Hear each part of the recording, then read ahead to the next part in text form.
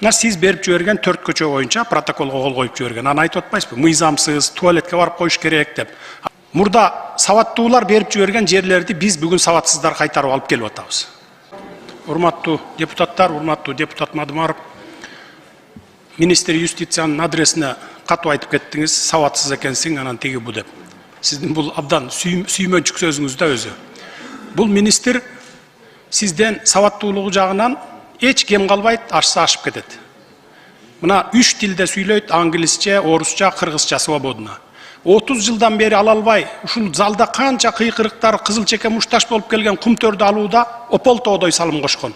Эл аралык маселелерде дагы, юридикалык маселелерде. Түнкү саат 3'te ойготуп туруп конституцияны, закондорду сурасаңыз айтып берет.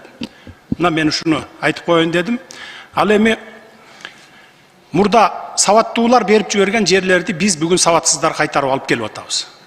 Мына азыр Камчыбек Кыдыршаевичтин докладынан да менин айткан сөздөрүмөн дагы ынандыңыздар, урматтуу депутаттар.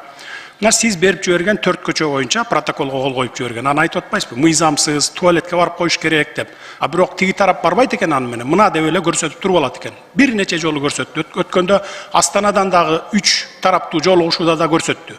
Мына монтип кол коюп берип коюп аткара бербейт деп.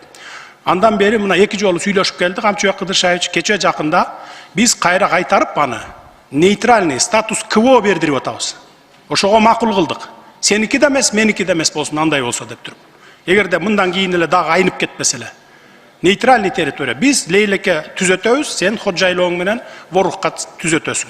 Ортодо нейтральный зона болот деп бир канча квадрат метр жер. Ортодогу үйлөр алынат. Тажикстан тараптан 20-га жакын үйлөр алынып кетип атат. Бизден 3-4 үй алып кетип атат, 3-4 үй. Мына ушундай иштерди жасап атабыз. Анан эми бири-бирибизди жөн эле дайыны жок күнөөлөй бербейли. Сен сабатсызсың, мен сабаттуумун дебейли. Көрүп жүрөбүз сабаттуулар кандай иштерди жасагандарын. Рахмат.